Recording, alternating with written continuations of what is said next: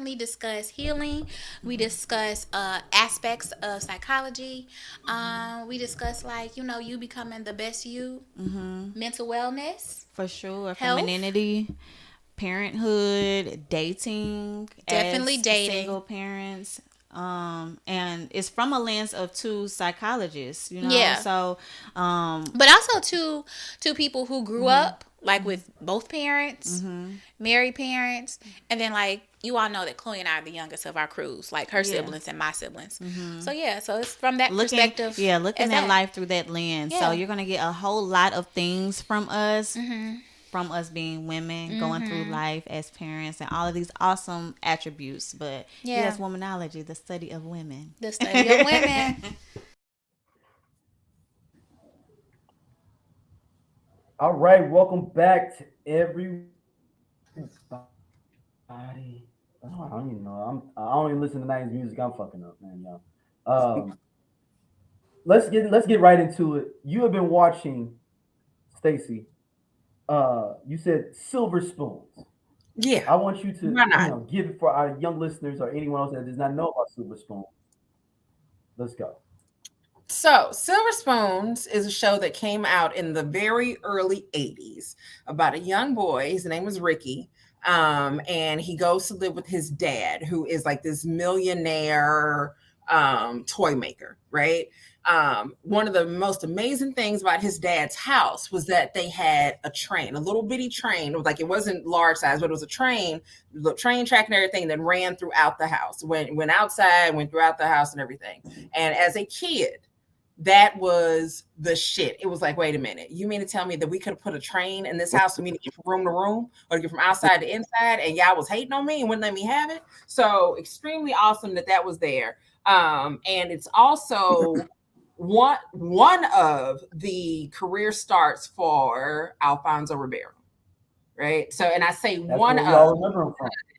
like most people, you're gonna remember him from that. But like, and if you hadn't seen it, he was on a Pepsi commercial with Michael Jackson. And on the very first episode with Alfonso on there, and his name on the show is Alfonso. Let me put that out there. His name on the show is Alfonso. But he mentions that like he's a great dancer and how he had met Michael Jackson one day and everything, and they were, and Michael taught him how to moonwalk, et cetera, et cetera. And then on that episode, they actually have a Michael Jackson lookalike come in and they dance together. But it was just interesting to see that. And Hold one on, big thing pause is, with that, Stacy. go So ahead. did they say that was supposed to be Michael Jackson? The other person No, was supposed it to be Michael wasn't. Jackson? It was supposed to be Michael Jackson, but it really was an impersonator, and they find out it's an impersonator during the episode. Oh, okay. But it's like essentially like when again, me watching this and I haven't seen it since it was on. And so Michael Jackson, I'm like, wait, is that Michael Jackson? Like Michael Jackson doing TV? And I'm like, and then it's like, okay, what's an impersonator? And I'm like, well, maybe it's an impersonator, and we're really supposed to believe that it is Michael Jackson. Right. And I'm like, oh, that's a plan, because shows do that sometimes. But no, you find out pretty quickly that is not Michael at all. But it shows one how much Michael Jackson impacted TV and the world in general, and I want to say the zeitgeist, and I'm gonna use that word a little bit later on when I say the zeitgeist, but because there was so much, like, just as I'm watching the show, everybody's breakdancing. Everybody, like, Ricky is moonwalking. Everybody's doing the moonwalk. He's such a big deal. And the episode that I just watched has Whitney Houston on it. Really? Young Whitney. Yeah, Whitney. Like, yeah, it ain't no impersonation either. It's Whitney. It's absolutely, she's on the whole episode. So like she was dating Alfonso's uncle on the show. Who played the uncle? Is anybody we would know? So when you see him, you're gonna be like, I know this dude, but you can't remember where you know his name him with anything, right? But the actor who plays his name on the show is Dexter Stuffins, and but he passed away in 1990.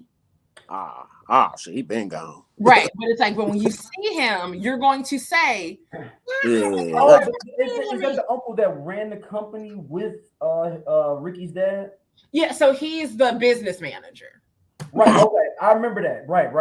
Like he's the business manager. So Whitney played herself or another character? Whitney plays herself. She plays Whitney Houston. Oh. And they dated for like 7 days. Like the episode, I literally just finished watching the episode.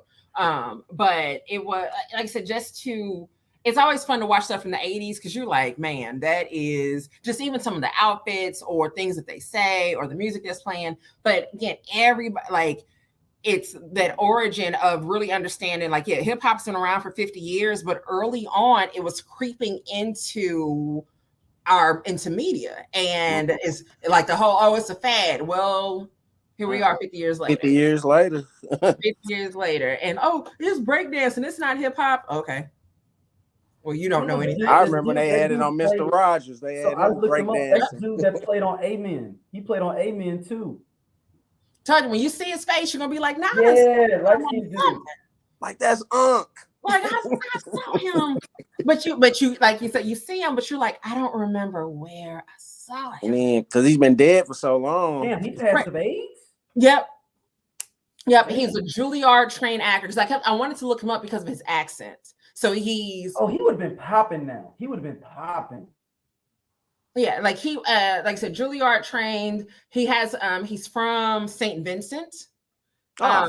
And apparently I think they said that he's at this point they think he's like the first and only graduate of Juilliard that's from St. Vincent or whatever. But yeah, I'm truly enjoying watching Silver Spoons and reliving a piece of my childhood. Like, absolutely am enjoying it. Like I said, hip hop, hippity hop. What season are you on in Silver Spoons now? I just started season 4, and they changed the theme song, or they changed the beat of the theme song, like in the tempo. And I wish that I could complain to somebody about it because it's like, the way that y'all got that version of the power up out of here. I wish. I still ain't heard the Trey Songz version. Right. Like, we just know it may have shown up, but they got that up out of here. It's gone next week. And I want to do that. I wish that there's somebody that I could talk to about this and be like, hey, I know that this show's been off the air for 30 years, but on season 4, can y'all just play the original theme song and not? There's got to be somebody that I can write. Oh damn! I man, that's crazy. I didn't even realize that dude, the Dexter Mustafa's character, Franklin Seals. I like literally forgot all about him. Like, I just thought he maybe was just got a gambling habit or something that we didn't know. Like, as soon as you see his picture, you're like, wait a minute. Yep. I've seen this dude before somewhere doing something. I just don't know what it was. And that was it. So this is, I go down rabbit holes all the time with stuff. Yeah. So who knows what I'm going to end up watching next. The only reason I'm actually on watching Silver Spoons is because just flipping through it, I'm like, oh, wait a minute, Silver Spoons on here? Boom. That's what I'm watching next. Why not? Ain't no shit else. Wow. Watch Amen. That's on the list of things. I'm like, am I ready for Thelma Fry? Am I ready for Thelma? I don't know the answer to that. Yeah, she was annoying. She was and sometimes it is that, like, there's a show like, oh, I want to revisit this, but you remember, I don't know if I got the strength for that one character. I don't know if I'm ready for Thelma Fry. So if I ever decide that I am, it was ridiculous though, if I remember correctly. She was a lot. She was. That one episode I remember vividly is the episode where she, like the real light skinned woman that was a mother in a whole bunch of movies, where she thinks the pastor is gonna marry her, and she tells her in a dream that she's a psychic. I remember that. Gonna marry her, but it was for a commercial that they were shooting. Or she came in and came down like the scaffolding from like the church. Oh, like the look that's a part of the. I think for me, well, one, like I said, Thelma Fry was annoying, but she was. I'm not gonna say she was man. She was Sparkle too. She was the main sister in Sparkle, the woman I'm talking about. I know exactly. I know who you're talking about. Yeah, she was. Thelma was Sparkle, not the new one, y'all.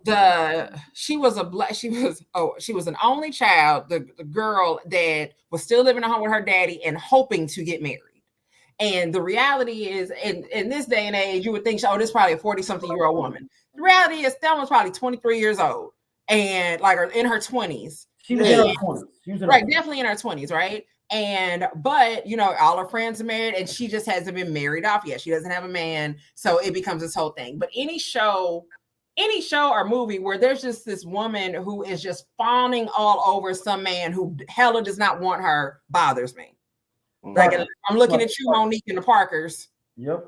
Hey, Professor. Like, man, it's okay to file sexual harassment charges against these women. Like, please do, because they're not going to stop. Like, seriously. You should be flattered. No, absolutely not. Ain't no way for all these seasons you finna sit and harass me. Like, all these years. Like, no, we're not going to do that. We're not going to do that. Yeah, amen on it. I mean, and really, he does, like, Deacon Fry in that show does what some women do with their sons. He did that to her as a daughter, where it's like, basically, she was the de facto wife for him at the crib, like how some women do that with their sons, where he's a de facto husband. He did the same exact thing to her. Like, I wouldn't say she's a victim, but he literally did it. He's like, no, you ain't going nowhere. Remember, they was engaged and she had to live with him. Remember that on the show? Yeah. She was engaged to the pastor and she lived with her dad. Well, and I think that's just a church thing. There's a girl that I know who was engaged to be married. She was still living at home with her parents. Like, she is still living at home with her parents. She did not move out of her parents' house until after the wedding. Wow. Damn. Like, she had never lived, like, she had, lived with her parents. She went away to school. She came back home. She was living at home. She met her husband. Until they got married, she did not move out of that house. Wow. Did she even crash over at his crib a few times?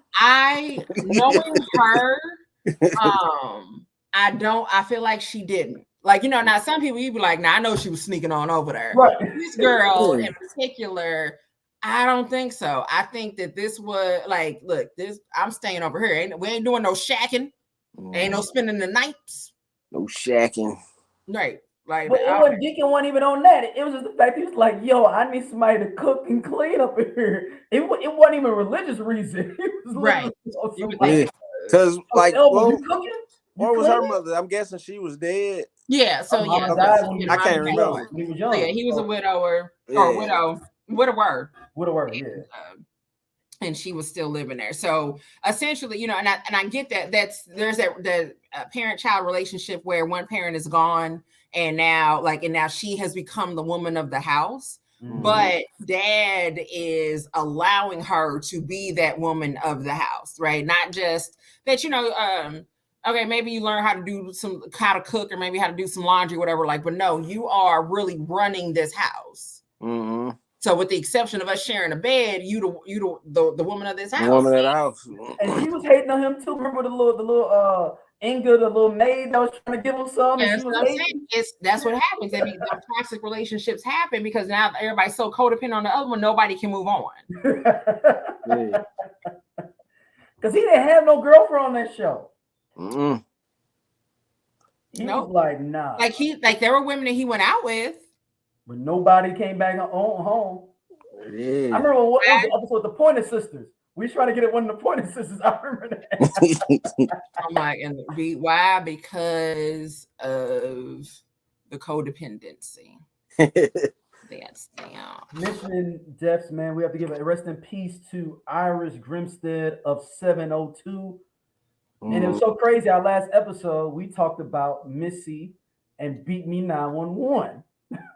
How dope that song was. Yep, and 702 being on there makes it extra dope. I love that hook. I mean, I love the bridge with them on there.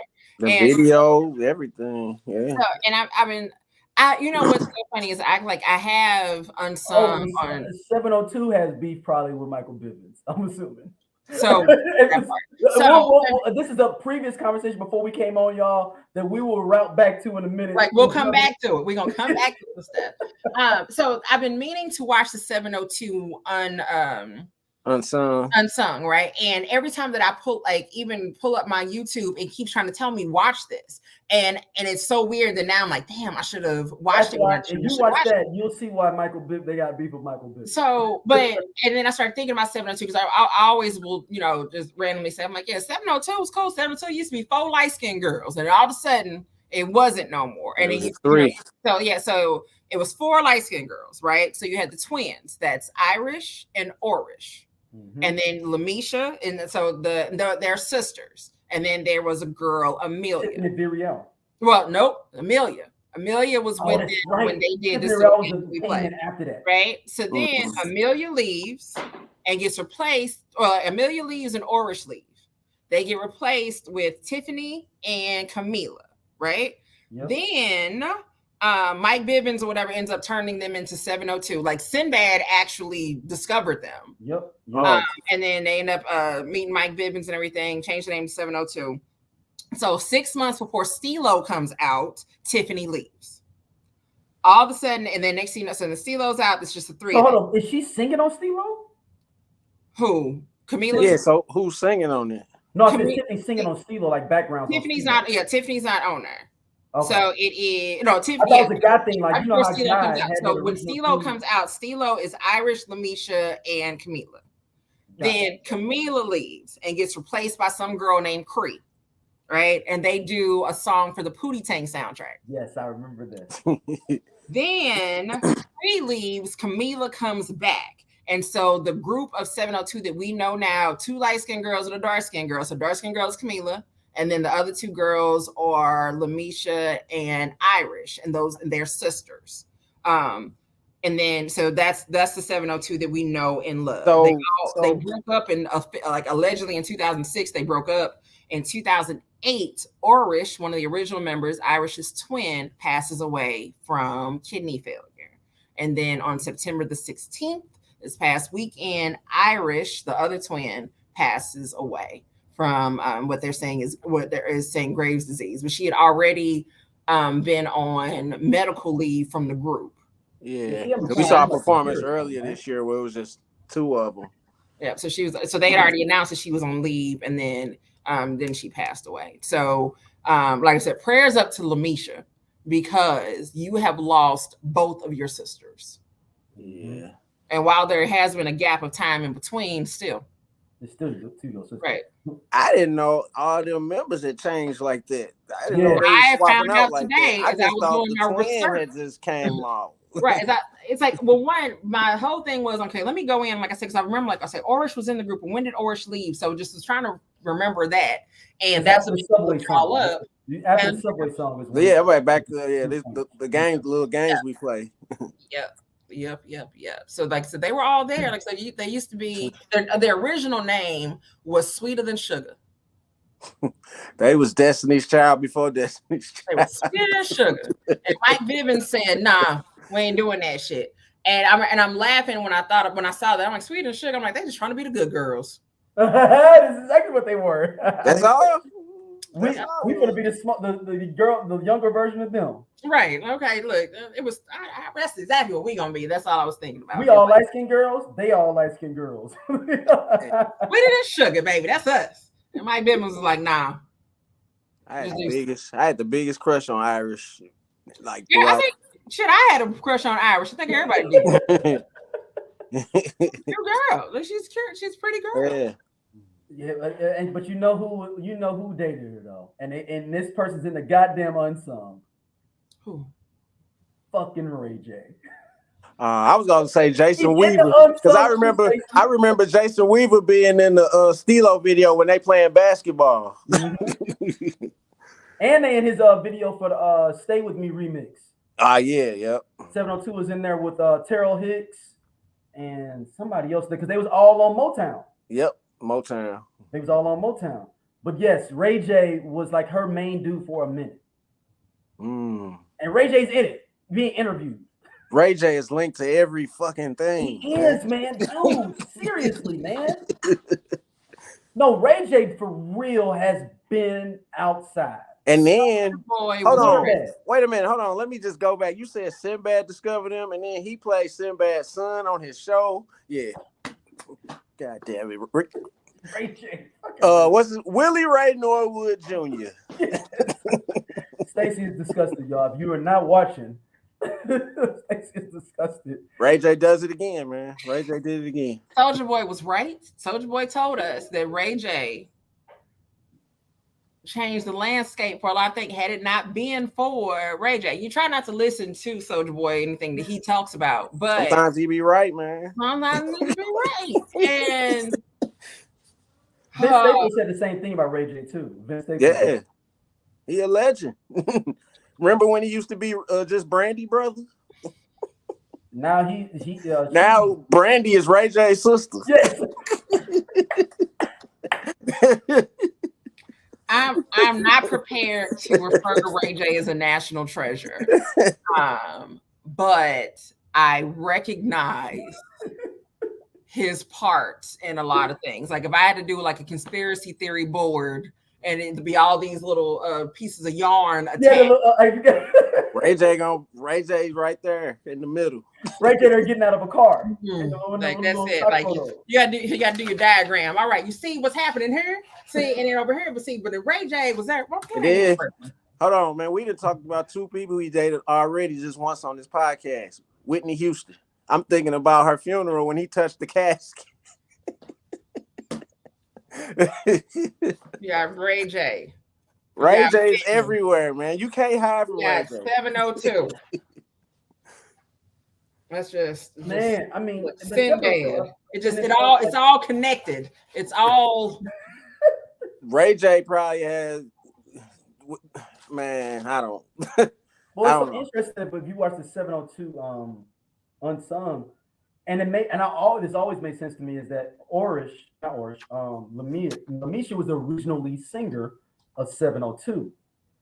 And I have to see our link. Somebody's got almost all the Soul Trains from 74 to like 2003, like on one playlist. Ah, damn. And you can literally, it's like 600 like things. You literally can go down like, and it's got about decades. So you could like, I want to see what happened in 79 on April 15th. You can go through. So I saw the 702 episode, not 702, it was the Subway, but they didn't have all 702. It was just Lamisha performing with Subway. But then you only need her because she is the one who sings. She's singing. She's the one singing. And you got to think about it. She's a lead singer. You bring in Mila and make her the lead singer. That was your group. Man. And they talk about how much tension it was. And Mila was like, yo, it was mad tension because I'm in a group with two sisters. And that is probably, according to let me check my notes. And that is probably why she left and got replaced by the girl Cree Lamore when they did the damn Pootie Tang soundtrack. And Lamisha's singing the lead on that Pootie Tang song. Yeah. Which one got the baby with Music Soul Child? That's Mila. Okay. The one that the dark skinned sister. Okay. Yeah, that's her. But it was almost destined to fail to a certain extent. Like, dude, I'm joining a group with two other sisters. Like, if Tiffany would have stayed in the group, then it would kind of been offset, you know what I'm saying? But now, when Tiffany left, it's like literally me. It's 2 versus 1 every time. So it's like Michelle joining Destiny's Child? Because although Beyonce and Kelly are not sisters, they're sisters. Yeah. But Michelle came with that other girl too, though. They just got rid of her real quick. All of a sudden, rid of her real quick. But Farrah was gone, baby. Yeah. She didn't even get to do a show. She did one video. Baby made one video. And then they wasn't even the voices on the song, the video they did. That part. And what's so crazy is I didn't even know that they had broke up when that first came out. I didn't know who these other girls were singing them parts. I thought it was just some extra models or something. Yeah. I thought it was just some extra chicks in the video. I was like, the show must go on. Maybe everybody else sick. They had to do it. Like, bruh. So I mean, 702 is one of those groups that you'd be like, man, if it would just went a little bit to the left. They're a what if group. For me, they're a what if group. So it's like they had some great I Still Love You bang. Like it still goes. Like that album right now. And it right, you can play that right now. That song still goes. Stilo. That's that album. Together. Star was a good album. So that's on there. And there's a song they have on there called Places that is on my slow jam mix. Okay, and it gets played. It's on there. Places is lay shit. It is everything. And you're like, okay, man, I wish it's not like it's not like, oh, I just need them to make another album, but I wonder what they could have been. Yeah. Would they have been a Destiny Child? No. But when it comes to girl groups, they don't get to last a long time. Yeah, I put like them in Total. Do you think? I think Total is more successful than them. It feels like. Well, yeah. Or is it just because of Diddy association? I'm just saying they was just on a bigger label. Because no matter what, Total is going to be able to tour with Bad Boy. Period. If Diddy decides to do another Bad Boy reunion tour next year, Total is going to be there. 702 ain't. Like if everybody was still alive, they still weren't. To do the Biv 10 All-Star. Right. Everybody finna go to this East Coast family reunion. ABC. Everybody on the way to this. Oh, speaking of ABC. Oh no. Uh-oh. We're gonna switch. Wait a minute. Now I'm bringing segue. Let's segue. Now here comes Micheal Bivin. Micheal Bivin made a documentary about himself. He absolutely, like, you know that he is heavily involved in it. Let me say, overall, it's fine. There's nothing wrong with the documentary at all. You hear about his beginnings with New Edition, Bobby Brown, everybody is on there. Johnny Gill keeps doing interviews with a guitar. And it's like, and then I'm mentioning this because he does the interview and he has a guitar in front of him. There's also, what the hell did we watch? Me and Sip watched something, and Johnny Gill was there with the damn guitar. And I remember we just kept on saying, but is he going to play the guitar? And he just never played it. And it was like, but why do you have the guitar then? So he's holding the guitar while he's holding it as if he might strum a few tones. What if he did and they just keep editing it out? That's possible. And if that is true, that's funny as fuck.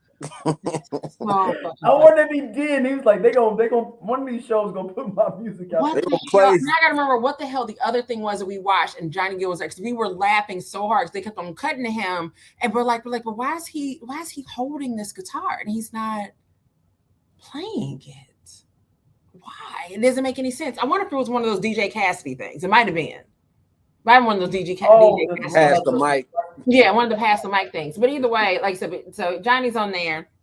And all that. So Micheal Bivin, like I said, he's telling his story about how, going from New Edition, the transition for them to decide to do BBD, and he's like how, he just they're kind of looking around like, okay, well, Ralph is solo, Johnny is solo, Bobby been gone. What about us? Like Rick didn't believe in himself as a lead singer. He had sung lead on some stuff, but he just didn't have that courage to do so. And he ended up getting that with BBD. And then he was like, me and Ronnie, we wasn't like the best singers or whatever. And I'm like, y'all dance. Sure.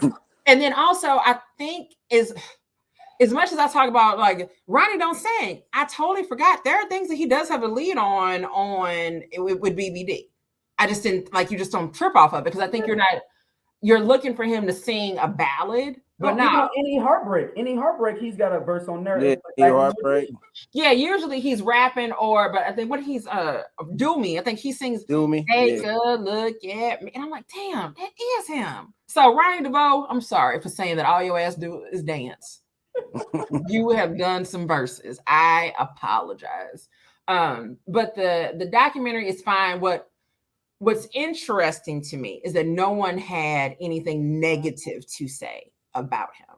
And I'm not saying that everybody is full of shit or that everybody got some dirt or whatever, right? There are some genuine good people out there.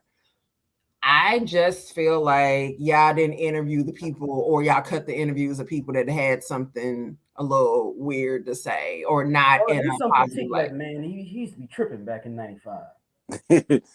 That's my boy now. We got through it. You know what I'm saying? Right, something. And then so I mentioned ABC because they grown asses were they're on the documentary.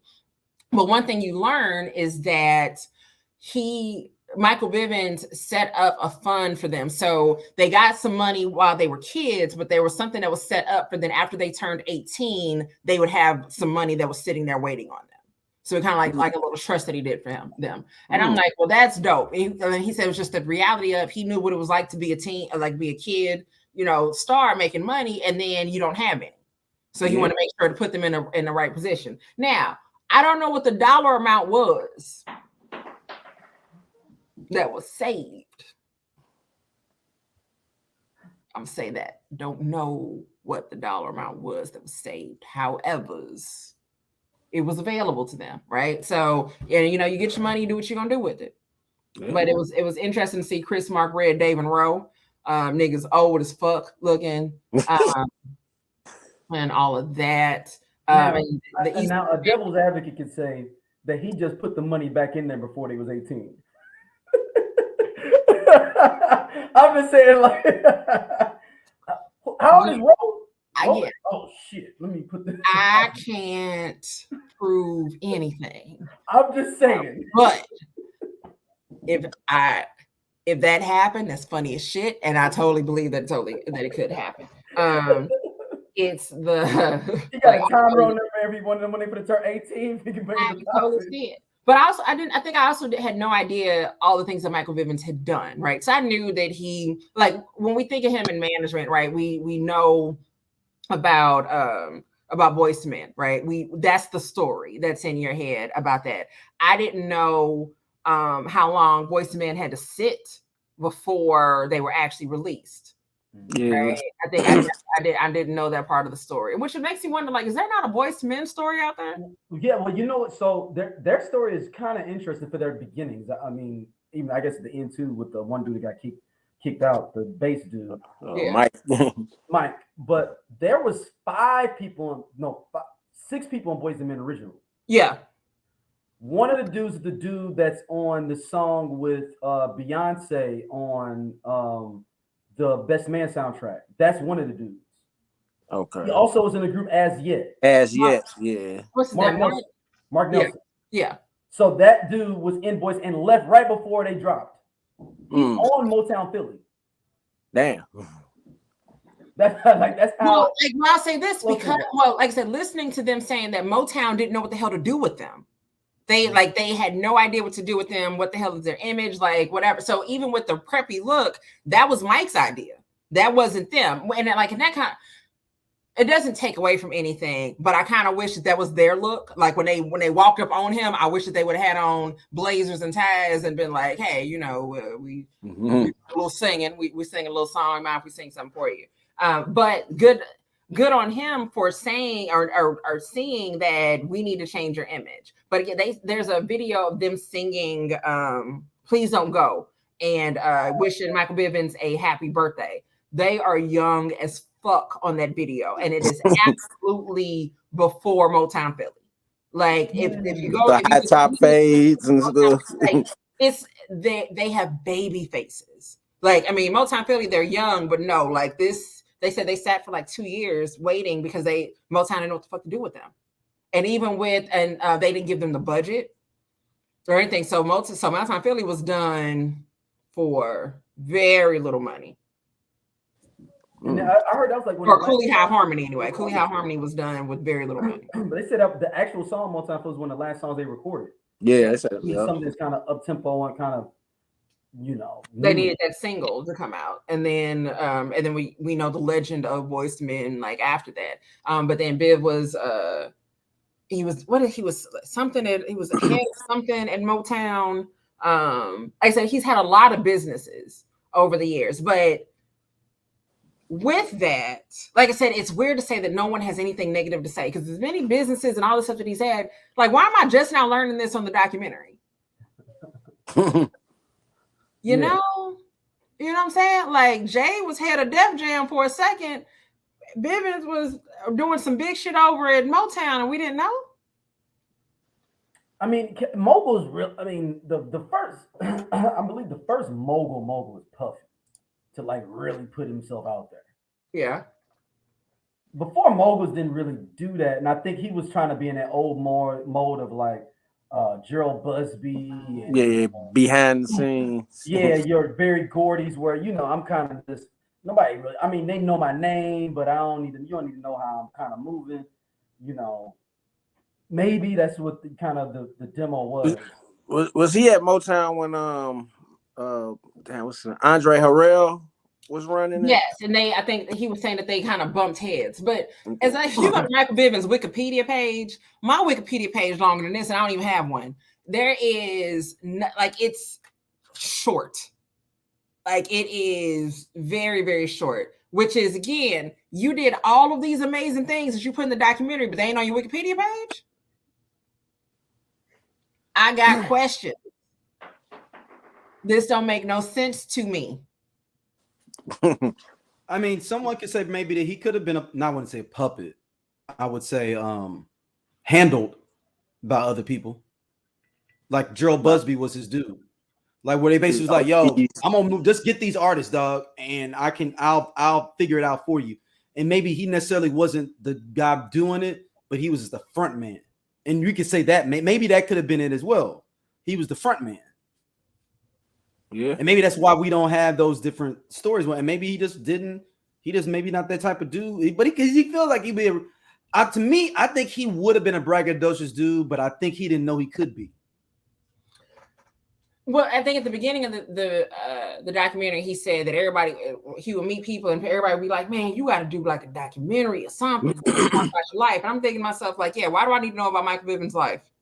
Like, I mean, not to say that I care about somebody else more, but like, well, why do I need to know about you? What's so important? What's so special? So again, like, I'm looking on his Wikipedia page. Nothing. If I didn't know who Micheal Bivin was, when you told me that he has a documentary out about his life, and I went to his Wikipedia page, and I'd be like, so why the hell does he have? Who made this documentary for him? Like, did he film this with his iPhone and put it on Tubi? Like, what the hell is this? And no, but I mean, it's well done. Again, that he was heavily involved in it. Yeah. I don't. Even like I said, all this, it just says music manager. He also discovers, managers, and produces for other acts, most notably Sudden Impact, Another Bad Creation, MC Brains, Boyz II Men, and 702, all of whom were signed to his Motown distributed label, Biv 10 Records. There's one more actor that they don't have on there. Remember little Chris and Neek? Remember the little dude that was the DJ kid and the other little dude that rapped? Yeah, I remember them. And they had a group that was a whole bunch of kids after that called Six the Hard Way or something. Yeah, I remember. One kid kept winning Apollo as the DJ and the rapper. They kept winning on the Apollo back in like the late 90s.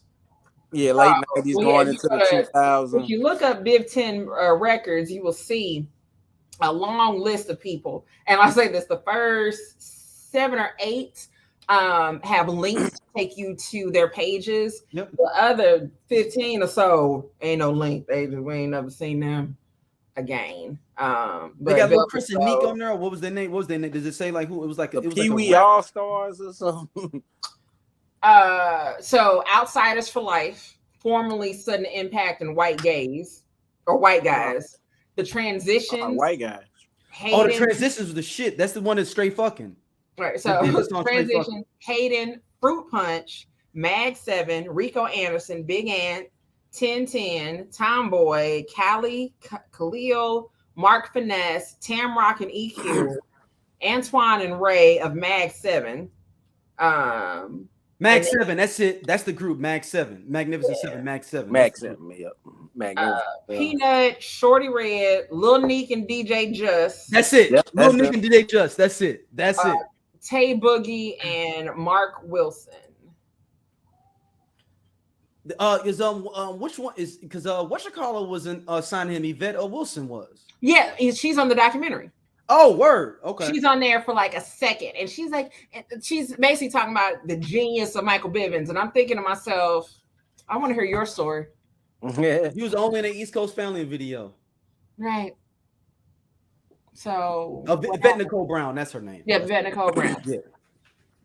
Man, I want to know her story. So, I mean, now I will also mention that in order to watch this video, you need to subscribe to All Black. Right, I found out I didn't have that. Okay.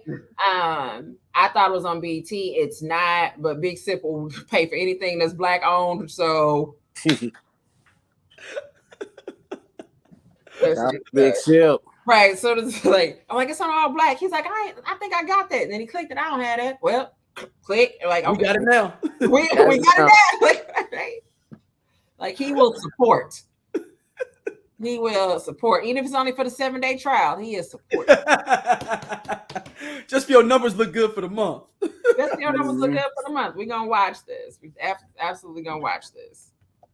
Mentioning another mogul, we talked about him earlier. Diddy has given back his masters allegedly. Take that. Former artist. Diddy said that he did it 2 years ago, but the paperwork just got done. And it's not a publicity stunt, you guys, even though he has an album that just dropped and he had some other things going on at the exact same time that this got announced. It's just a coincidence.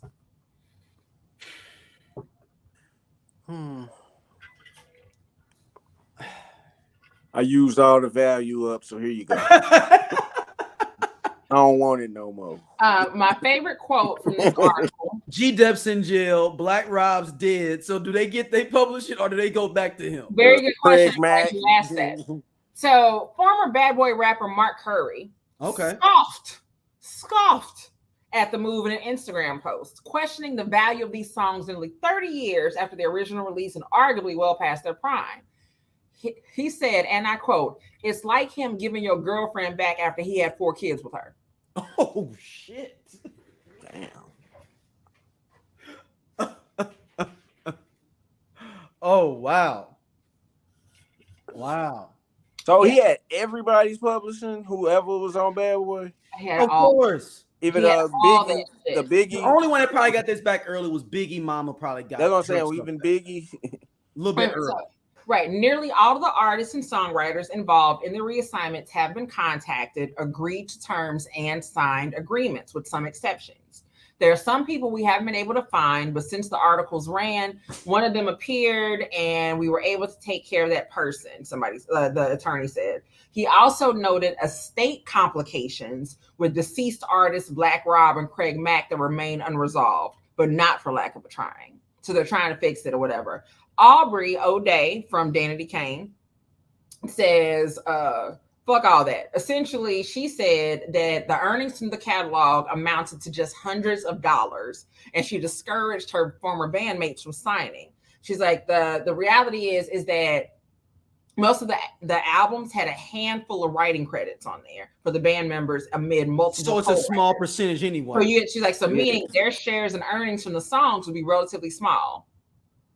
Yeah, everybody else got to get theirs first. Yeah. Right. That was my thing, though. And look, and is it not crazy that the biggest songs on Bad Boy outside of Notorious Big and Puffy are the cats that are dead that you can't find their estate? Craig Mack and Black Rob have the 2 biggest songs outside of Biggie songs on Bad Boy, Whoa, and Flavor in Your Ear. Are the 2 biggest other songs on Bad Boy outside of Mace. Yeah.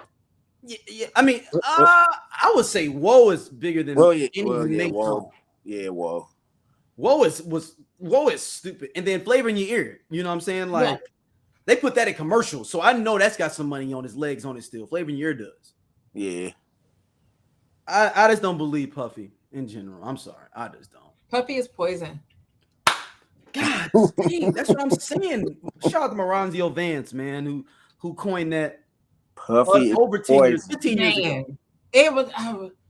It's definitely over 10 years ago that Moranzio said that. No, it's 15. It was at least 15 years ago that Moranzio said that Puffy is poison, and it's to date it holds up. It ages like a fine wine because points keep getting made. Like points are proven. Like you could have said it and been like, oh well, no, that's not true. And just over the last 15 years, we've seen proof that he's not. No, you were on to something, Moranzio. Thank you for having the foresight to warn us about this. I'm just saying, I'm like, how is it not hard? How is it hard to find Craig Matt's family or Black Rob's family? I don't think it's hard to find the families, but if you ever dealt with probate before? Never had probate issues. So what I'll say is this: if someone passes away without a will or a trust or anything like that, it's a shit show. Yeah, And so it let's say everything is really on the up and up, right? Mm-hmm. It's not a matter of I can't contact the family. If there's already some complications going on with the estate and them trying to figure out debt and all that other shit, trying to put some money in may not help. Like it may actually make shit worse. Okay. So it's a so like I said, that's just saying everything's on the up and up. Like I said, estate dealing with states and probate and all of that is a poop show just in general. Adding Puffy in, like who knows? Who the hell knows at all? Scott, you think that this is genuine, man, from Puffy? Nah, the value gone, man. Like you said, I didn't have 4 babies with your baby mamas and 3 kids with your other girl. So what? So if did Aubrey there's Aubrey O'Day, right? Mm-hmm. Why did she say not to sign it? Like, what is the what would be the benefit them not to sign it? Oh, I guess essentially she's like, why? Like it's just a little. Oh, she's saying it's in no point. She's like, it's like no point, but she's like, you only get what, a few $100. But the thing is, Dawn though could possibly get more money because Dawn was with Dirty Money. Yeah, last train. And Dirty Money and more current too. More money possibly coming in. However, Aubrey says she refused to take the offer because of the restrictions in a mandatory non-disclosure agreement. She said, I have to for any claims or wrongdoings or actions prior to the date of the release.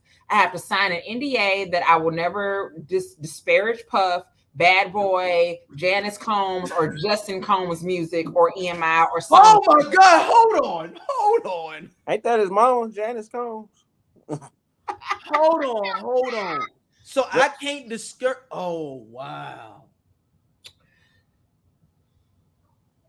So I can't say none of their music is whack. Then at that point, I have to release him for any claims or wrongdoings or actions prior to the date of the release. I have to sign an NDA that I will never disparage Puff, Bad Boy, Janice Combs, or Justin Combs' music, or EMI or Sony ever in public.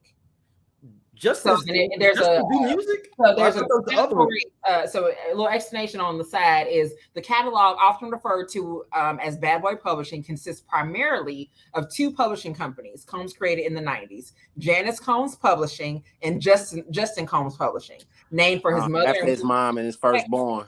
Publishing for Bad Boys artists as well as Combs long have been administered by EMI, which is owned by Sony Music Publishing.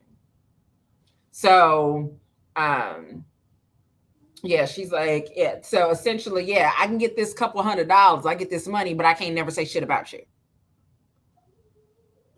And if I do have any other legal issues with you for some other stuff in them books, I can never come back and try to get that other money. So she's like, don't do this. That's what I'm saying, man.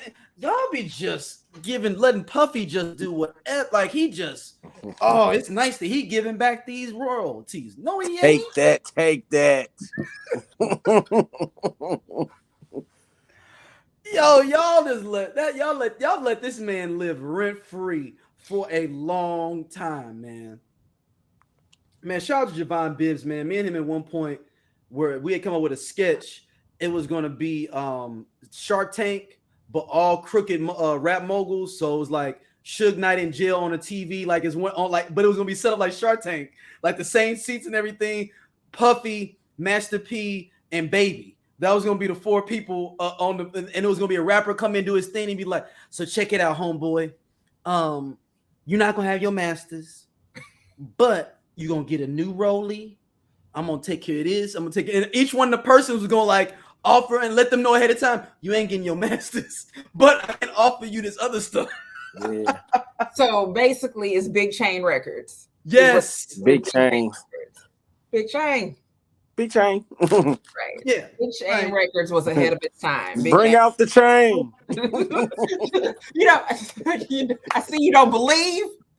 Bring out the chain. And there's somebody in the background. God damn, that's a big chain. And I know. Me and Sleepy got into this argument. He's like, "But wasn't that just general, record contracts back then?" I was like, potentially, yeah. But you can't be talking about running around. You talking about your name Love and your branded. You ain't Barry Gordy ain't never. Barry Gordy got over on a lot of people. A lot of people. Shout out to Petey Green, who even said it on radio. Like, On radio, yeah. like, stealing just like Barry Gordy. But he ain't never went around acting like he wasn't nothing but Barry Gordy. Puffy be trying to go, my name is Love. I'm all about Puffy giving keeps love. reinventing himself to be a worser person. Went from Puff Daddy, Puffy, Diddy, Love. My grandmother used to call him Poop Daddy. And mainly just, and it's just, look, she's 80-some years old. Poop Daddy, that's his name. But he will always be Poop Daddy Combs to me because of that. Oh, the Poop Daddy on the TV. That's not just. We let him get away with a lot. I feel like in general, like I just feel like we do. and it maybe he's a '90s movie that you can't critique no more because it's like, man, that was in the '90s. Like we can't even get mad at them for what they did in the '90s. Like I think he's like that maybe. The one thing I hate that he stole and just took credit for was the shiny suits from Hammer. Ooh, because he more known for shiny suits than Hammer is. I dislike that he takes credit for a lot of artists that like those early artists like Jodeci. Jodeci, wasn't it basically Al B. Sure that wrote all that stuff and did all that stuff? The Fair My Lady is about Kim Porter.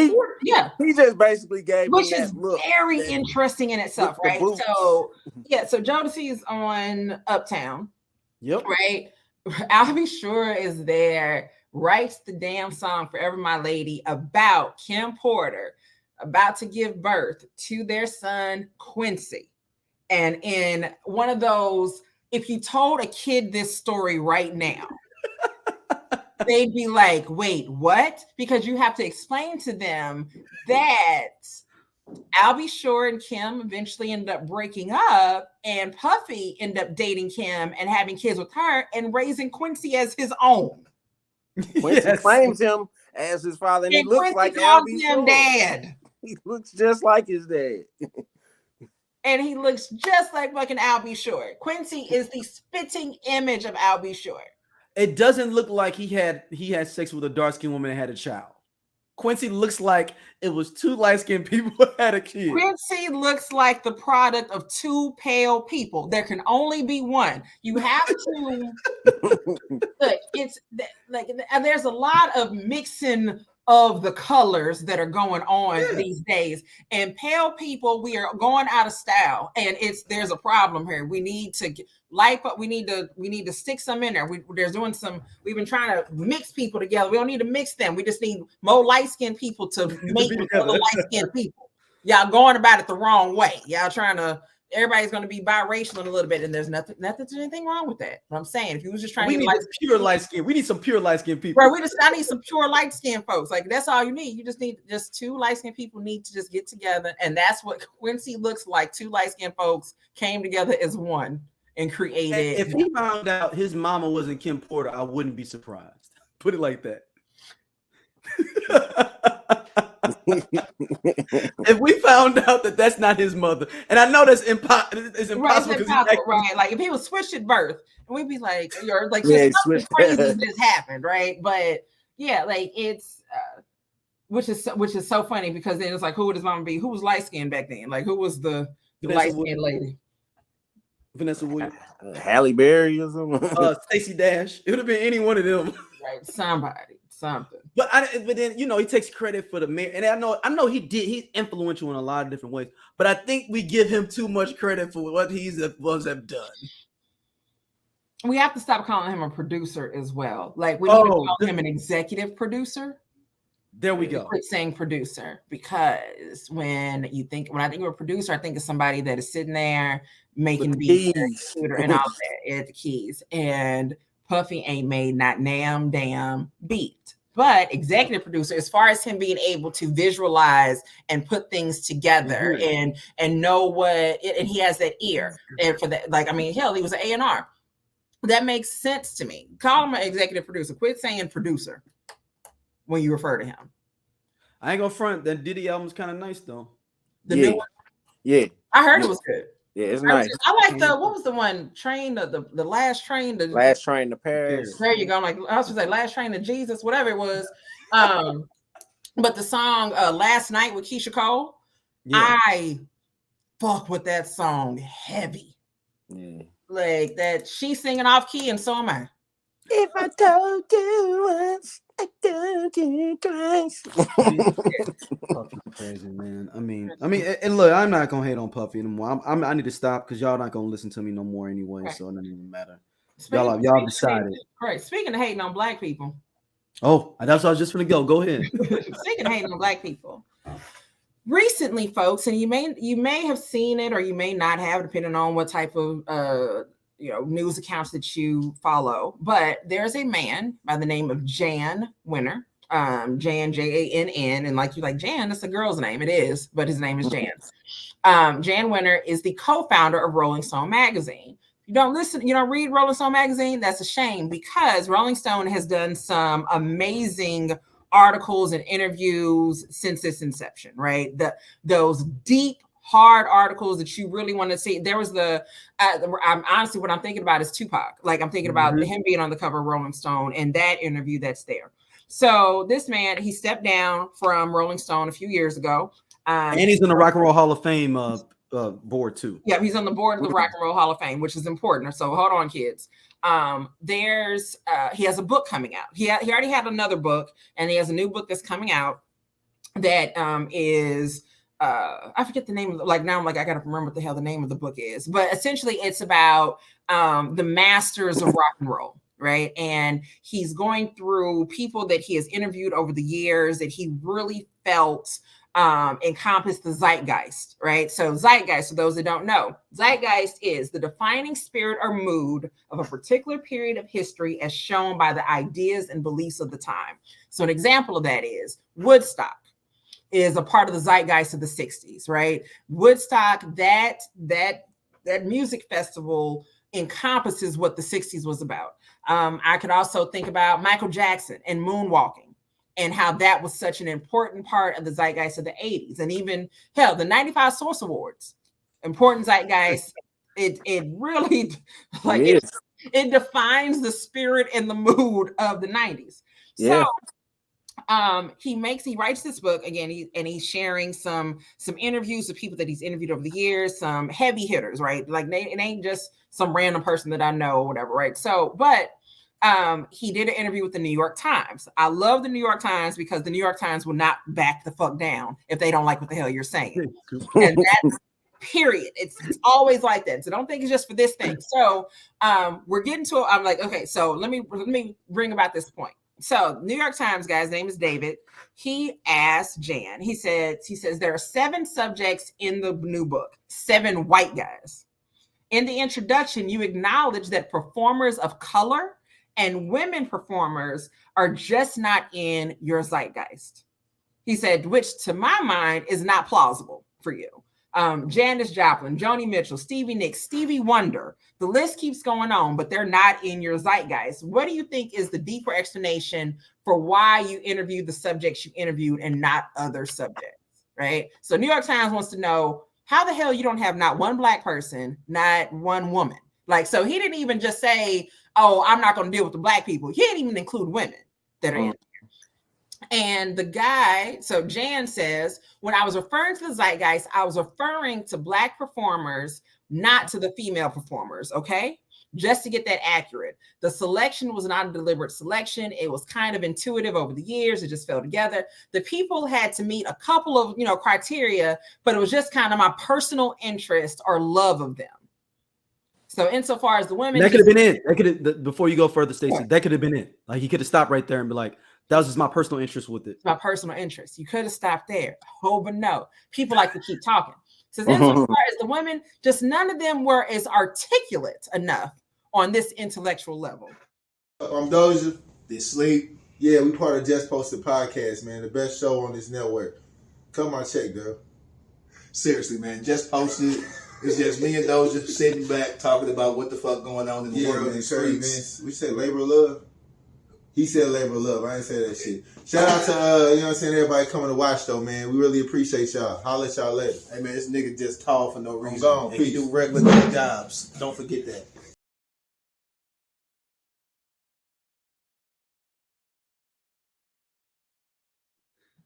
New York Times guy says, wait. What? He says, stop it. You're telling me Joni Mitchell is not articulate enough on an intellectual level? I'm going to let you rephrase that. New York Times is trying to get the guy to be like, look, okay, rethink what you just said, right? You may have said it wrong. I'm going to let you rephrase. Let's clean it up. Clarify it. Let's And clarify it, we right? like Maybe I said it wrong. So, yeah. He doubles down. So he goes into, he's like, thank you. And he says the people I interviewed were kind of philosophers of rock. Black artists, Stevie Wonder, genius, right? I suppose when you use a word as broad as masters, which is what the title of the book is, the fault is using that word. Maybe Marvin Gaye or Curtis Mayfield. I mean, they just didn't articulate at that level. And the New York Times guy says, well, how do you know if you didn't give him a chance? And then Jann says, because I read interviews with them. I listened to their music. I mean, look at what Pete Townsend was writing about, or Jagger, or any of them. They were deep things about a particular generation, a particular spirit, and a particular attitude about rock and roll. Not that the others weren't, but these were the ones that could really articulate it. So, again, New York Times is like, don't you think it's actually more to do with your own interest as a fan and the listener than anything particular about the artist? I think the problem is when you start saying things like they or these artists can't, like it's really a reflection of what you're interested in more than an ability or inability of the artist, of the part of the artist, isn't it? And then the guy, again, still doubling down. It's what I was interested in, like just for public relations sake, maybe I should have gone and found one Black and one woman artist to include here that didn't measure up to the same historical standard just to avert this kind of criticism. Which I get. I had a chance to do that. Maybe I'm old-fashioned and I didn't give a fuck or whatever. I wish, in retrospect, I could have interviewed Marvin Gaye. Maybe he'd have been that guy. Maybe Otis Redding, had he lived, would have been the guy. What year did Otis Redding die? 70 something. Because it was like a year period where everybody died at one time. Hold on, Otis Redding died in 67. Sorry, 67. So since 1967, there hasn't been one Black artist that you thought. But the death thing, though, is some bullshit because John Lennon is in there. He died in 84? Well, people idolize the Beatles. I know, but I'm saying, but he John Lennon is a part of the book, and he said, basically, I couldn't interview. He said, oh, dang, Marvin Gaye was dead. I couldn't get with him. I couldn't get with Otis Redding. He dead. But John Lennon in there, he died 84.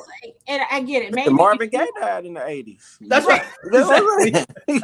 Exactly. So, if you are really trying to create this, again, it's when you use the term rock and roll, because a lot of people argue about this, about rock and roll should not include R&B. It shouldn't include the blues. It shouldn't include all these other genres. They only want it to be rock and roll.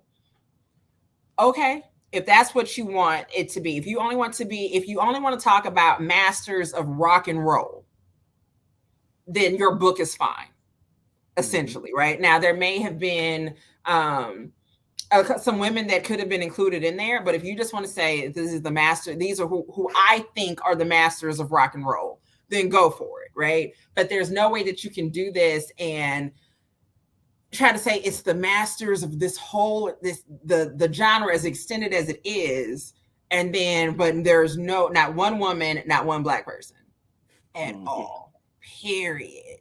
And maybe you didn't get, and I think these are just interviews that he's already done over the years, and then I think that it's a collection of those interviews, right? You should just say that. That's fine, and that's, again, that's okay. Your personal preference is your personal preference. Period. You are entitled to that. You have that ability to do that. I'm sure that there are other journalists out there that have made books that's a collection of interviews of their favorite interviews over the years. That happens, right? That's a privilege you get as a journalist. You've got to meet all these amazing people, but these people were the ones for this specific thing that I want to talk about. They really I feel like they captured this thing. So the idea that you don't have a Stevie on there, you don't even have Stevie Wonder on there, if nothing else, right? Like there's no controversy there. Like if you're worried about controversy, I feel like Mick Jagger or Jimi Hendrix, right? Or Jimi Hendrix, right? Right, but if you feel like because Tina Turner was the second person on the cover of Rolling Stone, for the record, too. People don't know that. I'm just putting that out there. She's the second ever person on the cover of Rolling Stone. Second cover. And just know that Jann Wenner is a white, and the David at the New York Times is also a white. And David was like, "Yeah, no, this is you sound dumb." Like, and I love that. I love when an interviewer doesn't back down. When an interviewer is like, "Wait, what? Like, what's the there's a clip that keeps going around with the boy that's like that he was it was a school in Florida that wanted him to come and they was gonna pay him. Oh, with Big Boogie. That's his name. Yeah. And he turned down $5 million. $5 million to play drums at some school in Florida. And the interviewer is like, "Wait, how much did they?"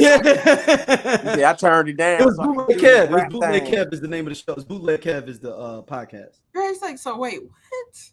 And they're like, dude, because I'm trying to move on. And he's like, "But no, but wait, no. You said they offered you how much money?"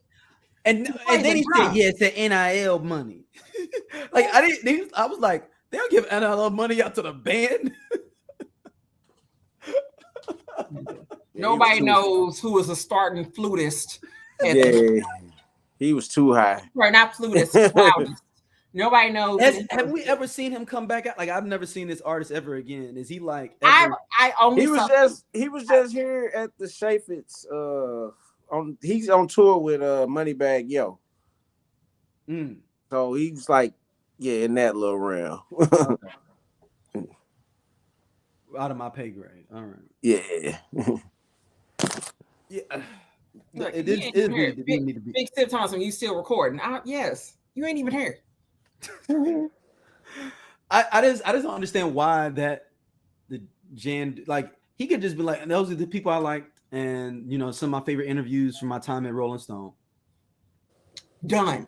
That's it. But you made a whole introduction talking about that the performers of color and women were just not in your. And what I'll say is this: like, we all get into our own like little music, or just we have our tunnel vision, things that you're really paying attention to, right? So I know what music I listen to right now, what types of movies that I watch in my purview, right? What I'm paying attention to, and that doesn't count for everybody. Right? Like, no, like I sit there and it's still Throwback Wednesday in my car. I'm still listening to 90s R&B. That's what I think about all the time. That's what I'm listening to. So if I made a book, these are my favorite songs. Not these are the only songs written in the last 30 years is worth a damn. Like, no, these are my songs that I like. This is what I care about. And that's fine. Right. And if you buy the book, this is what Stacey cared about. And that's why she wrote this book. This is not me trying to define a generation through this work. And the idea, like, this 70-something-year-old white man has decided that Black people and women, like I love that he says, I guess I could have found a Black. I could have gone and found one Black and one woman artist to include here that didn't measure up the same historical standard. Yeah, he said, like, I could have got a nigga. I could have got a nigga if I wanted. They made him step down from the Rock and Roll Hall of Fame board. Yeah, Rock and Roll Hall of Fame said, "Oh no, we're not going to deal with." And it was like, how many Black people we got to get on this pipeline? That's the youth in the future. Oh no. We running out of these rock bands. You know that, right? Like, for this Rock and Roll Hall of Fame. He is 20 years ago. If he'd have said this, he'd have still been on the board. You think so? It's the culture. It's as time goes on, we become more tolerant and less tolerant of things. And I'm not gonna say 10 years ago, 2013, there'd have been.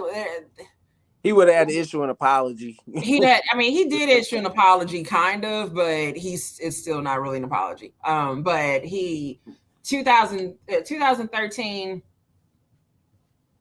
he'd still been on the board. I think in 10 years, that same comment is flipped. Oh, it's absolutely flipped. 2033. Don't think about that shit, nigga. Don't even think about it. Like that's it. Like we become more tolerant and less tolerant. And while I applaud some of the things that we don't tolerate anymore, there are also some shit that I'm like, okay, y'all need to let that go. Well, like what? What's some shit that they need to fucking let go? I can't think anything off the top of my head. Sometimes there are just situations where somebody says something and you're like, you know what the fuck he meant. Yeah. Like, don't they twist people's words. Like, you know what the hell they meant. Like, you don't make this into something that it's not. Like, you're making it worse at this point. Like, the backlash is more detrimental than what was actually said. Yeah. Right? And then, like I said, but then there's other shit where it's like, oh my God, when was it ever okay to say that? Like never. It was never okay to say that. Like, what kind of Archie Bunker shit is that? So, yeah, that's the. So, I mean, I wasn't going to buy the book anyway, but I'm interested in seeing what the sales do for it. What the sales are, because controversy sells. So sometimes. With all of this going on, is you gonna sell more, you're gonna sell less, whatever, right? It's anything can happen. Yeah, I don't even fuck them. Yeah, that's just plain and simple. Last topic. Did y'all even watch these VMAs? Nah, I just saw it was they added like an Afrobeat category. Oh, that's a category? I think they added it this year. They added a K-pop one. So let's say it came on at 7. I tuned in about 7:20, and I turned in just in time to see Cardi and Meg perform bongos. Okay. So that was that. I don't really have an opinion on bongos. It's I mean it's all right. I mean, whatever. I don't think it's I don't think it's a good song. And it's not because of the raunchiness. I just don't think it's just feel like it's not a good song in general. I don't think it's a good song. And also I know that Megan is tall, but I didn't realize how tall or how short Cardi was if they were standing next to each other. Cardi had a good wig on though, and I wish I knew where she got it from. But like I said, I saw the video for Bongos, and then they performed it, and then I tuned in. The only reason that I knew it was coming was because they were talking about NSYNC. They're like, so I'm like, oh shit, are they gonna do a reunion tour? And I had just looked at NSYNC performing Pop on the VMAs and with Michael Jackson coming out. I probably watched it maybe like 2 days before they announced that NSYNC was gonna be there. So I'm like, oh shit, did I miss NSYNC? They're like, oh, they did was just present. Oh.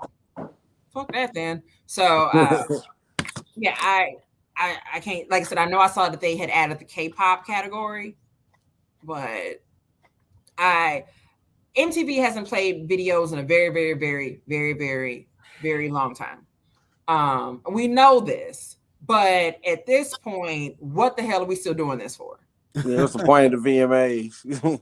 Why are we still doing this? Like, people are not making videos. Now, you want to do a video show, YouTube should do it.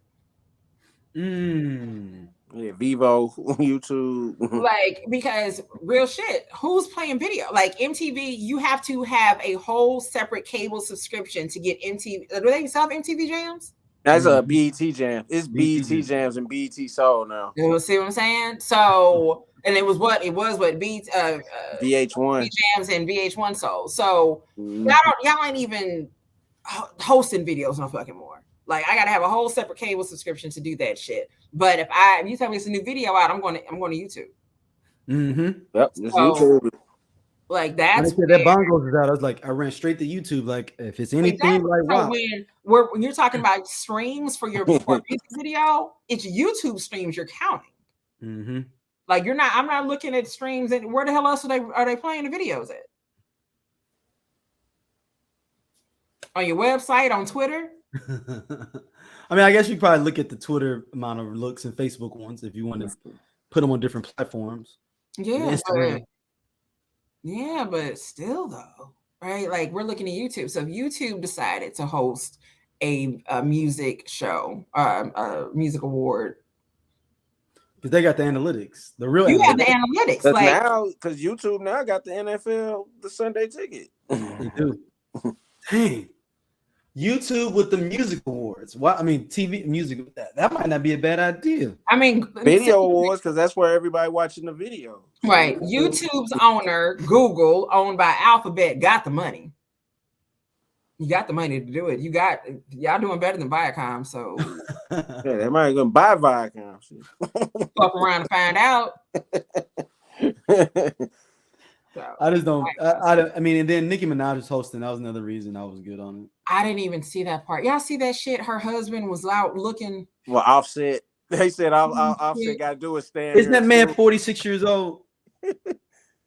Nicki Minaj's husband. Sometimes you looking have like a world star say, hip hop video. You too old for that shit, and people are too old for some. Sometimes you're just too old for that shit. Why are you walking around like? Is Nicki out about to drop or something? You trying to get her some attention, he's walking around looking for Offset because allegedly some shit was said or whatever the hell. And Offset was nowhere near where the hell he was. Wasn't even the same fucking state. He was going to the Colorado game. Right. Like Offset was in Atlanta minding his business and then went to Colorado game. So while your husband, who can't even be within 500 feet of a fucking schoolyard, is walking around hoping that he don't walk up on one, Offset is on the sidelines with Dion in Colorado. You can't pull up there. Can't pull up there. Like, can you cross state lines? I don't know what the agreement is, with his release. I don't know if he's able to cross state lines or not. So, and you definitely can't get too close to the school. So, yeah, they say he's 45 years old. Kenneth Petty is 45 years old. Too damn old for this shit. That's ridiculous, man. Too damn old for this shit. Social media has made people forget how old they are. Yeah, he's still 23. Like, man, well, I mean, he did go to jail for 10 years, so he might be younger still, mentally. That's fine. That came out and got Nicki. That really fucked it up. Look at talking heavy shit back in letters. Y'all see it? I told y'all when we was in the motherfucking yard, I'm gonna get that girl. Look at me now. I told you, niggas. I told every one of y'all I was gonna pull her. When we was sitting there watching that Lil Wayne Young Money video, I said I'm gonna get her. Y'all laughed at me in the mess hall. Y'all thought I was bullshit when I said she was my pen pal. I'm just gonna say this. I cannot marry a man who can't go to Donuts and Daughters with my child. Ah, yeah, they do got a kid. I forgot. Yeah, she had a baby. Yep. So he can't even go to Chuck E. Cheese and stuff, right? He can't go to a PTA conference. He can't go to the Christmas play. Right, my kid. People like. What would be Nicki's appeal with being with him? Is it because he's a goon and she just need like security with her all the time to feel safe? I don't know. Like, I can't say what we want about Safari, and he's corny, but he's like a fun corny man. Like he seems like he's corny man. Like I'll take a corny nigga. Give me a corny dude. But like the idea, fine. You're dating someone who's been in prison, right? People, sometimes we all got to swim upstream, as Jill Scott said. But it's what you did to go to prison, right? You didn't steal a car, right? Like you went in for 10 years because, somebody told you to hold a bag or something. And then next thing you know, some shit went down, right? You are in for some shit with a kid. And for me, that's I got plenty of red flags and plenty of like deal breakers, but that's such a deal breaker for me. Like, period. Like it's like luckily I haven't dated anybody who's had a criminal record, but I also understand that the justice system is rigged against Black men, and I get all of those fucking things. I get that, right? So again, like you could have been somebody, again, it could have been something really innocent about how you ended up there, right? Like it's some shit just ain't work out, whatever. And then you might have been writing bad checks. Who ain't? I went on a bad check writing spree in 2001, and I'm still here to tell the story. Okay. But the idea that you did some shit like that, we move into our fucking neighborhood, you got to go fucking door to door to tell everybody that you are a convicted sex offender. People want to move into our neighborhood and they see that there's a sex offender that's living here. My daughter, or like, I don't know if they have a daughter or something, whatever. My child cannot have friends come over to my house if he's here. I just thought about that's bugged out. He can't do nothing with the kids. Shit. Like, so is it a power thing for Nicki? Like, I'm gonna get a dude at this low level. I can control this situation. I feel like you've lost your power. It ain't even worth it. Right? Like, and because if nothing, no matter what you do in life, the one thing that everybody has over you, no matter what happens between Nicki and Cardi, what Cardi has over them is that Offset can take their daughters to school. Offset can take their daughter and her little friends to go get ice cream. Offset, he got a kid that live here. He be flying here to the football game. So one of his older kids. So it's that's just Nicki, your ass is too big for you to be settling like that. You got a flat stomach, hips, ass, got a nice smile. You don't have to settle for that. You do not have to settle. You could get anybody she wants. Drake, like go, like you could have had what's Drake's son? Adonis. Adonis could have been your kid. Meek Mill would have been better in this situation with her ex. Yep. Does she owe tax? Like she owe like gangs money or something? Where it's like, we had like. I mean, she did also have a brother that went to jail for 20, 30 years for. Yeah, her brother was the same shit though. That's some shit as well. So like, yeah, there's I don't know. Maybe that was the connection, like that. Oh, I already know what this is like, and my brother's going through the same shit. He also has an affliction. I can save him. I can save him. I learned how to work this before he get out. How to work around this system. No, it's a no for me. Like I said, I've dated some of the worst men that St. Louis has to offer. But never that. And I said, like I said, I've dealt with low self-esteem and just settling to have a piece of a man in my life. Never that. Never ever that. Like, nope. Yeah, how long do you think it's before Nicki leaves him? Well, as we close out, since we're talking about this to close it out. It's that I don't know. I think it's, remember how everybody wanted Whitney to leave Bobby? And it just felt like that they were staying together to prove everybody wrong. Yes. I think we're going to see them try to stick with him to prove that their son going to be about 10. Ooh. Sticking together to prove that we are wrong and we don't know shit. Speaking of, be like 8 or 10. Right.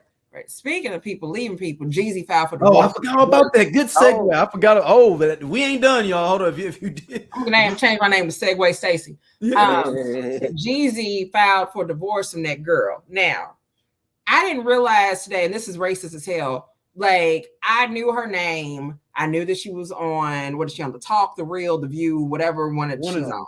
One of them. It's all the same shit. I didn't know where she had come from though, because I'm like, yeah, I never knew who she was. I didn't like, where does she come from? Like, why is she so important? So when I looked her up today, and I'm like, oh shit. So she was when she was 18, she was a makeup artist for MAC, and then ended up getting celebrity clients, and that's how she became popular.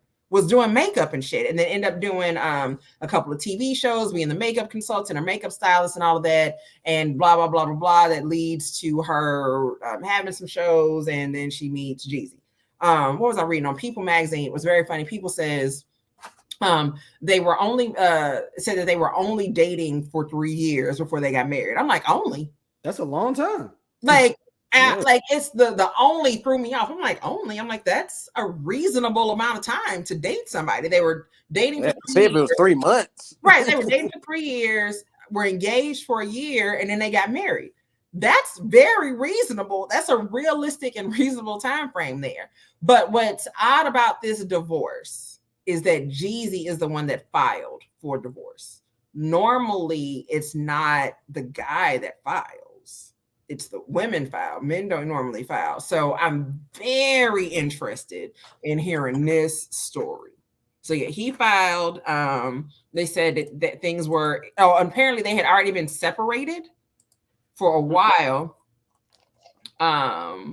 Let's see, where is it at? It said they had already been separated and that their marriage is irretrievably broken with no hope for reconciliation. That means she cheated. That means that's a broken man. That's a man upset. Hey, Jeezy next album finna be hard. He pulling out no, the but box. that's a man like heartbroken for real. Like feel like he disrespected. Right. And then but the day before it was announced that they were getting divorced, literally the day before, he made a post on Instagram that says, too focused on who I'm becoming to focus on who's not coming with me. Oh shit. So that was a post that he made on Instagram. People that follow him saw it and they didn't think anything of it. Just thought it was a random thing thrown out there. No, random thing. Well, okay, cool. Next day, the divorce. Everybody finds out about the divorce. So it's like, then he just put a book out too, didn't he? Mm-hmm. So it's a New York Times bestseller too. Yeah. So I am very intrigued to hear what happened. And as you stated, new music is going to be fire. I know that, it's getting, the temperature's changing outside. Weatherman thinks a slight chance of snow. Hey, Jesus gonna go back on tour and everything. Yeah, man. We finna get heartbreak for a minute. Heartbreak divorce Jesus. He might have to open up one of them things. He ain't opened up things since 94, but it might be time. He might get back with Boys in the Hood. You know what I'm saying? We might hear anything can happen. Anything can happen. Like I said, people were like, oh, they always seem like they were a weird match. I didn't feel like that they were a weird match. You love who you love, right? Mm-hmm. And that's it. But there are a lot of jokes. I mean, there's always been a lot of jokes about her race and him. I'm not going to make race jokes about them, but it is. I didn't see them as odd. You love who you love. They didn't look odd. They didn't look too odd. They didn't look odd to me. It didn't seem like an odd matchup to me. And I think you have this idea, oh, Jeezy is this specific type of guy and it's not going to work with her. And we don't know what Jeezy's like at home. Mm-hmm. Like, you have no idea what he's like at home. And she could have been exactly what he was looking for. But yeah, it's something I'm very interested. But a lot of her name was Jeannie Mai or Jeannie Mai Jenkins. That tickles the hell out of me. Definitely somebody's grandma name, Miss Jenkins. And they had just that one daughter, the little yeah, that's it. And he's filed for joint custody of her. He had 3 kids before that too. So I mean, he was like, this had to be, for him to be like, yo, for real, I ain't even trying to do no mediation, no counseling, no nothing. That's like the fact that men normally don't file. It's always the woman that files for a divorce. So if a man files, some shit went down. Y'all think she was really sexting Mario Lopez? I want to believe it because it's just funny. That's funny as shit. It's just funny. I am fully prepared to believe that theory that she was sexting Mario Lopez because AC Slater can still get it. Now, does AC Slater scared about around how he moves around now for a little, at least for a year or two? Nah, because now Jeezy's hanging out in his same circles. You can maybe see Jeezy now at the Emmy Awards party that you at. Jeezy not at the BET Hip Hop Awards as much no more. He at the Emmys. Well, so and that to that point, is he there without her? So with we got a her New York Times bestseller now. He there now. He already got his access. He done shook a couple of hands there. He been kicking with her for 3-4 years. He done got cool with some people there now. They calling him before they calling her to hang out. You want to go golfing, Jeezy? Yeah, Jeezy playing golf now. That's what I said. He is in there. Mario got his shirt tucked in playing golf. Mario's got to see Jeezy. I don't know. He got to see Jeezy. If Jeezy had cheated on Jenny, Jenny didn't have to see who Jeezy was cheating on her with. She stayed in her same pool. They gonna run into Jeezy's each now other part of at Trader Joe's. Yep. He gonna have to see Jeezy. They gonna run into each other. If he's a smart man, he comes out directly saying, "I don't know what y'all talking about." I'm on the Twitters as soon as I saw that, linking that article right below what I said. I have no idea what this is talking about. Boom. Because I don't want Jeezy or none of the other snowmen or none of the boys in the hood. Yeah, I don't want none of them problems in general. Mr. Belden ain't gonna have your back. Mr. Belden is not fucking with you. I don't want none of that. The CTE Corporation, all BMF. Yeah, BMF. I don't want none of them problems. If I'm Mario Lopez, I wrestled on the TV show. I don't know if he wrestled in real life. Wait. Atlanta Black Star says apparently that Jeezy has called out her anger issues on more than one occasion. So the headline says, "Oh, she was talking to him crazy." Jeezy called out her anger issues in resurfaced clip after the rapper files for divorce. And if you keep scrolling down, you do see rumors of infidelity always have already begun to circulate, but some suggesting that May was romantically involved with married actor. So Mario Lopez is married. An extra host, Mario Lopez. However, a resurfaced interview with the former Real co-host in 21 has prompted people to question if she had toxic traits that simply made her and Jeezy too incompatible. So it could be Mario Lopez, or it just could be that she just was on that shit. and I mean, and the reality is you can't talk that. You shouldn't talk to anybody crazy any damn way. But there's some men that you absolutely can't talk to them crazy. Yeah. She said absolutely can't. Absolutely can't talk crazy to them. And so with that, it's quite possible. Somebody said, when the piece isn't pizza, somebody said he thought that she was a little submissive Asian and kind of find out that she wasn't. So it's quite possible. A lot of theories out here. Like I said, I'm very interested in knowing what the hell happened. Was she just talking crazy? And that could be it. Like, and some, like I said, some dudes gonna keep talking to me crazy. Like, I will leave. You think I won't leave? You keep talking to me crazy because you think I won't leave. I don't have to be here. Right? And I got enough money to leave. And I have enough money to leave. Like, I can leave. I'm like, honey, you cooking this kale and shit ain't it. Like, I can leave, and I was eating good before I met you. I had a house before I met you. Like, I was all right. Like, you are not, like, I mean, there's not to say that he was bettering himself being with her. Definitely there were circles that he was in that he wasn't with before her. Mm-hmm. Right? We can agree to that. But even different networks. Yeah, right. But I'm in them networks now. Like, I don't have to stay here and listen to you talk crazy to me. They like me. Watch this. Like, watch this. I'll leave. I'm out. Like, fix your mouth, or watch who you talking to, or I'm out. And she may have thought, oh, he's just playing. Fuck around. Sometimes when you fuck around, you find out. He out there with the CEO BT 19th hole. Hanging out. Speaking of separation, I see Tiana Taylor and Iman Shumpert. Yeah, she said that they've been separated for a minute. They just finally they started seeing rumor mills floating around. They were like, you know what, let me go ahead and just set this straight. Like, we're straight, like we're separated, but you know, we were able to, like, because we're good friends and we were able to keep it on the low because y'all ain't in the group chat. We ain't walking around telling our shit. Mm-hmm. And I love that analogy though. She was like, y'all aren't in the group chat, so that's why you don't know what the fuck I'm doing in my relationship. Like, me and him are straight. We're gonna co-parent. We're separated, but it's all good. And all right, I'm done talking about this shit. I'm gonna take y'all asses back out the group chat. Worry about yourself. Mm-hmm. Hey, that's real though.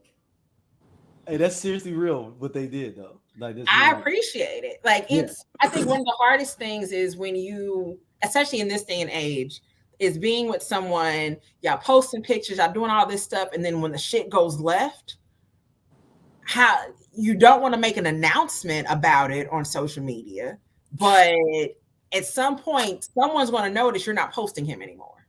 Mm-hmm. Mm-hmm. Right. And then people like, where? And then he ain't posting her anymore.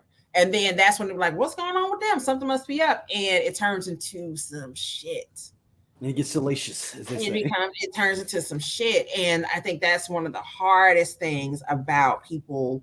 And like I said, in this day and age, when it's not even living your life on social media. I'm not saying that. It's just when you start sharing any piece of your life publicly, and then people immediately are going to wonder what the hell is going on. Yeah, because I mean, it's their curiosity too. It's their curiosity. Like, who's she on this trip with? Yeah, and sometimes it's people who are truly nosy and trying to be in your business, and some people just notice. Yeah. Right? Like, so Scott, your wife, she posts pictures a lot of the kid, of you, and all of that. If all of a sudden I just stop seeing that, I'm like, the fuck? And then it's not even being nosy. It's just that I know I'm going to see a picture of the kid, or I'm going to see a picture of Scott at some point during the week. Right? At some point, I'm going to see it. And then if I just notice, like, man, I ain't saying. And then let me go to her page. Are we still friends on her? No, we still right. Friends? That's number one. You be like, oh, we still friends? This is how I know when women go through the divorce. You, of course, the pictures, but then they change their name. It's just their first name and middle name. You see a lot of Renee's and something. Yeah. And Nicole's. Yeah. You see a lot of that. All of a sudden, all the Marines start showing up. I'd be like, oh, she's separated. That's the secret right there. A lot of middle names. Yeah, the middle names, they divorced. That's it. Like, all of a sudden, you went back to your maiden name. And it's like, well, wait a minute. Yeah. Now, they don't go to the maiden name right away. They go, eventually. Yeah. But, like, I had a coworker who went back to her maiden name one day. And I was like, wait a minute. Go to her page. So now I got to snoop and be like, wait a minute. Tiff? What? And I think it was Tiff Beverly, wasn't it? Because she didn't have a real that's not. But I went to her. I ended up messaging her, and I was like, "Hey, I don't want to be in your business. I noticed the name change." And she was like, "Yeah, we got divorced." And I'm like, "Okay." And she was like, "So what happened? What? You don't have to tell me that." No, that's I just trying to make sure I got. Yeah, I'm just making sure I got the name right. Right, like you don't have to. I don't. If you want to tell me that, that's on you. But I'm not asking for the story. I just noticed that the name was different. Like that's the name that I met you when we met. That's who you are, right? And I know some people change. And sometimes it's not even that. Some people change their names, especially when the school year starts with their teachers. They'll change their names so that the kids can't find them, and other stuff like that. Yeah. So it's like sometimes with the name change, it's like you can't automatically assume that some shit happened, right? Like they could have changed it for any reason. But she's like, well, no, we got divorced. I'm like, oh shit. You good? You straight? Yeah, I'm better than happy as I've ever been. All right, girl. Well, then go ahead and don't let me do your thing. Right. Go ahead, girl. I know that's right. Nicknames, man. I mean, the middle name thing though is so real. That's for real, man. You're absolutely right. Like I said, the fact you're gonna start seeing all those Maries and Renee's and Renee's, whole lot of Renee's. It's a lot of Renee's. It's a lot of Marie's, Nicole, Maria's, and Nicole's. Yeah. No lies have been Danielle's. A whole lot of Danielle's. A whole lot of Tiffany Danielle. When did that become that? Yeah. And you don't never, and it's subtle because you don't trip off of it because it ain't nothing. But then you like, okay, there's somebody who got divorced, and I went deep into it. So, I was following. I think I must have been following the husband first, right? We were friends with the husband first, and ended up following the wife as well. And I never was a fan of the wife. I just something about her just never sat well with me. And then one day, I kept on seeing her posting. I'm like, what? Like, and then it kind of hit me. I ain't seen him post in a while, but I see her. But she's posting, and she's steady posting, and she look like she's going out more and wearing less. Yep, that's another key when you know. And I'm like, huh? And then something said, are they still married? I don't know. Go to her page and everything. Can't really tell from there. And I'm like, well, maybe they're not. I don't know. Well, I don't know. I looked it up. I did the Google search and everything. I saw that the divorce was filed and finalized and all of that. I went in because it's public record, people. Yeah. To confirm my suspicions. And now that I have that information, there's nothing else that I can do with it. Like I didn't really like the girl anyway. So I'm like, now I'm hell. Like I didn't know him, but he's a prominent figure in St. Louis, is what I'll say. Yeah. And the girl, she always looked like an avatar to me. Like not a avatar? No, not like a blue avatar, but she like a cartoon, like the girl who it's a black girl who's on TikTok and is like doing all this weird shit. We just talked about her. What is her? Whatever the hell her name, but you know who I'm talking about, right? Yeah. She just always looked fake. Like the filter game was strong, so much so that I think she took a filtered picture, and it feels like she went to the surgeon and was like, "I want to look filtered. This is the filter that I want to look like I always have on my face." But again, I don't know. I didn't know her for real. Like she still seemed like a nice person. Pinky Doll. It's Pinky Doll. There you go. Like the girl still seemed like a nice person, but yeah. So now she going out more and dressing less, and is good and divorced. And her name, and now that I think about it, her last name on there is not the married last. And I know it's not her name either. What the hell did she change her name last time to? I don't want to say it because I don't want to like. Right. If people are piecing together what I'm trying to say or whatever, and I don't want somebody to be like, "Is she talking about?" And then when I say the last name that she has on her, they be like, "Oh, I knew that's who she was talking about." If you know, and also people in your inbox like, right? If you know, you know. And as always, ain't nobody gonna whip my ass. So like, but I'm not trying to be messy. Is what I'll say. I'm not trying to be messy. I'm just saying that the name change definitely makes that difference. Because I think when I saw the name, when that's what made me kind of like actually notice was like, what? Like, who the hell is this? Like that's showing up on my timeline. If you do a name change on my feed, you will. It's such a strong chance that you will get fucking deleted. Because I'll be like, who the hell is this? And why am I friends with them? And why am I friends with you? Who the hell is this? Oh no, I done added somebody and I don't even know who the hell it is. And all right, Scott, where can people hit you up at, man? Hit me up everywhere at Cool Ass Scott. All right, Stacey, where can they hit you up at? It's in your bio there, but if they can't, it's in the bio, so everywhere at Stacey Adams, Stacey E Adams with the Z. I'm on every social media platform that is available. She everywhere. I'm everywhere you want to be, and some places you don't want to be. I mean, that's your job is social media marketing. So that's, like, yeah, it is. It's a shit show. You got to be everywhere. All right. Well, thank y'all for listening as always. We'll see y'all soon. Peace. All right.